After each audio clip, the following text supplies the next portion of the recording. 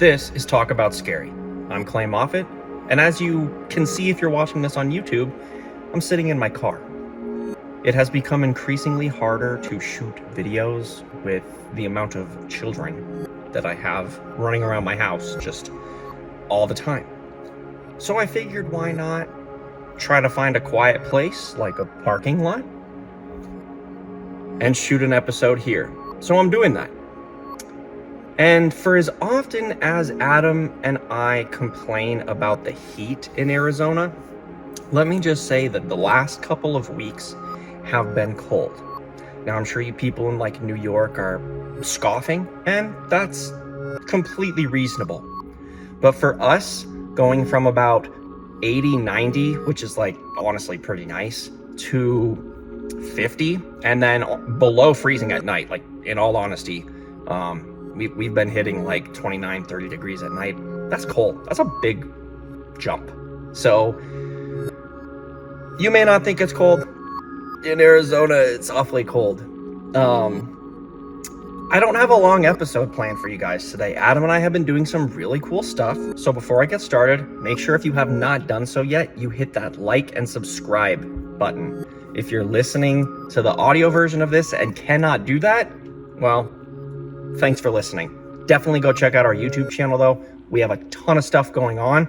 Adam's been working on some separate stuff that I believe he's going to announce in the coming weeks, maybe the next episode. We'll see. I've got new episodes of The Casual Gamer coming out, as well as we're putting out some of our older feature films. By now, I'm sure you've seen The Last House on the Street is streaming right here, as well as several streaming platforms. So if you have not checked it out, do it. Because you can and should. That's why. You don't need any other reason. If you do, you ain't gonna find it here, because I'm moving on to the topic of the day. And the topic comes with a question. I want to know, what was the first movie that you watched that really scared you?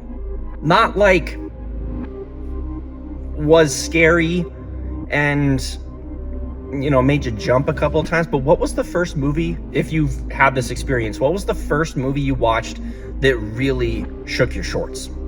Because for me, I may have said this already, but I'm gonna say it again because we're gonna talk about it. The Ring. That was the first movie that really stuck with me, and I actually watched it at a sleepover.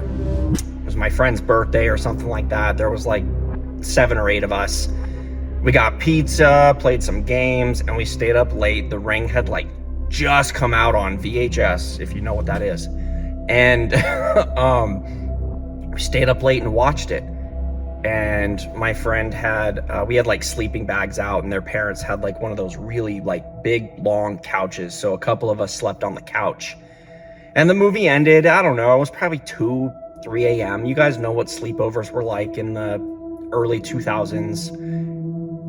I laid there on my side with my eyes just like staring into the TV, because everyone else just shut the TV off and we went to bed, and I was like, oh, but what if it turns on and there's static and the well shows up? I'm gonna pee myself. Up until that point, I had never really seen a movie that was that scary. I had seen scary movies, but that was the first scary movie that I saw where the camera lingered on shots for longer than I would have liked, and the shots were scary enough that it didn't hurt the production, if you know what I mean. Sometimes you get like a jump scare and it shows something scary, and it's effective because it cuts away. And then other times you see the monster or whatever for too long, and it gives your mind enough time to be like, well, that's not scary. No, with The Ring, when you saw Katie in the closet and Noah in the chair, and their faces like, and their heads falling over, it was just long enough that it scarred me to this day what are we, 24 years later? I think that film came out in 01 or 02. And I would have been, 12 or 13. So I can still see it. And then obviously the girl that played Samara did a fantastic freaking job. She's so scary. The way they shot that too, they supposedly had her like walk backwards from the well, or back to the well, and then played it forwards when they did the tape.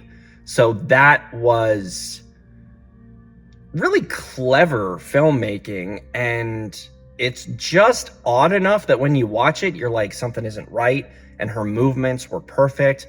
And it kills me to know that she's the girl that voices Lilo from Lilo and Stitch. I believe her name is Devia Chase, but you can IMDb me. I might be wrong.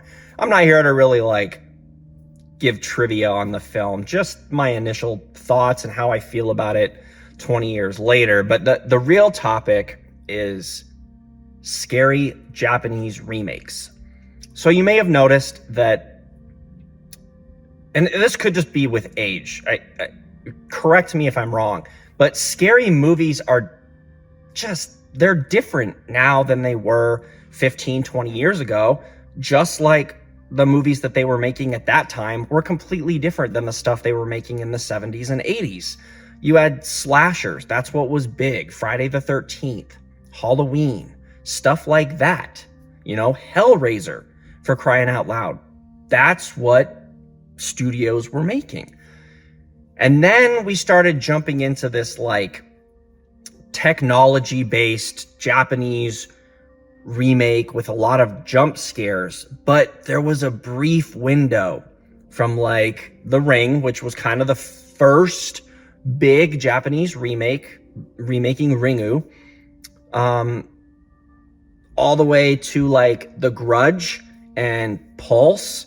And I want to say it was like 05 or 06, but even Shudder. There was just a window of really effective Japanese horror remakes. And a lot of current trends, I think, are still trying to piggyback off of that idea. And it doesn't work. It's not the same today as it was 20 years ago. Like I said, when you watch horror movies today, they have a different feel to them. I feel like back then you could get away with a lot more stuff in PG-13, and I'm not talking about like nudity or even gore for that matter. It's really just what you could show, what was classified as being scary. I mean, that wasn't a whole lot later than Temple of Doom, which helped create the PG-13 rating, because there was a jump from PG to R. And, a lot of those early Japanese horror remakes, like let's reference The Grudge for a minute. There's two scenes in The Grudge that really have stuck with me to this day. Like when I think about The Grudge, these are the two scenes I think of. The one is when the main woman, and I don't know any of the characters' names. I'm not a big Grudge fan. The first one was pretty good though. But the main girl is like in her apartment or whatever, and the lights are flickering. The lights are flickering in the hall, and she like runs back into her room, and she can still feel the presence and see like shadows moving. And she gets under the covers, and then she feels this like moving of the sheets, and she lifts up the covers, and the face is right there. And like for me, for example, when you see that there is the monster that you're trying to run away from, in essence, under the safe place, the covers, that's a bit of a uncharted territory moment, if you will, because up until that point there wasn't really anything like that. So for me, it's like, oh, you go home, if you're having trouble sleeping, you pull the covers over your head, and the monster is not going to be able to get you.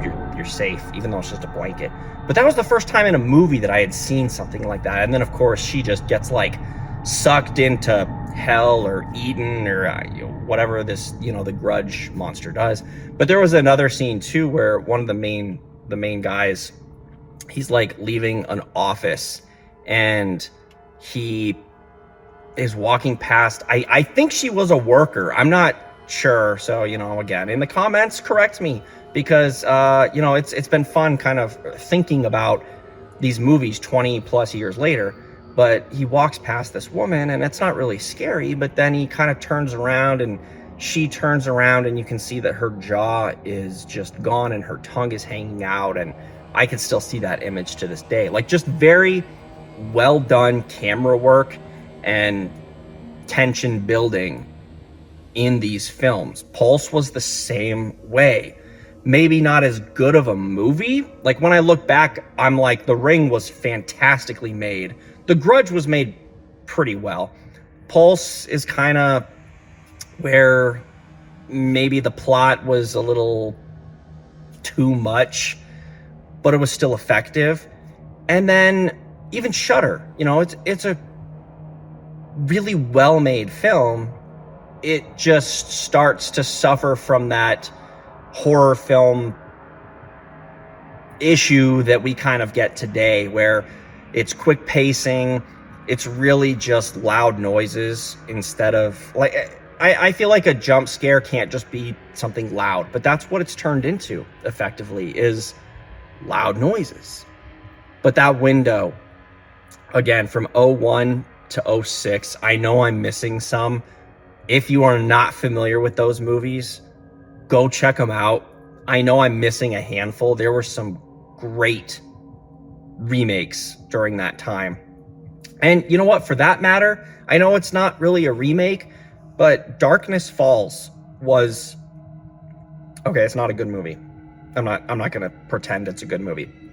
But the opening, there's like a 10 or 12 minute opening with the little boy, and then he grows up and he's the main character of the film. But when he's a little boy, and I can see it, like, it's just so well shot. But the whole introduction to the Tooth Fairy, which ends up being this witch, man, it's such a good hook. They did a great job, and it's too bad that the remainder of that film didn't hold up to the opening. But they don't make movies like Back to the Future anymore. They don't make movies like this 5 to 6 year window of Japanese horror remakes. And it's just too darn bad. And it has nothing to do with there's not any more stories to tell. There's no more remakes to do. There's plenty of things Hollywood does very well. But it was special for 5 years. Some of it could definitely be age. Like I said, I was the prime target because I grew up in that era being 12 to 17. But when The Ring 2 came out, I think I was like a junior in high school. It had been like 5 years. It was like the end of that window.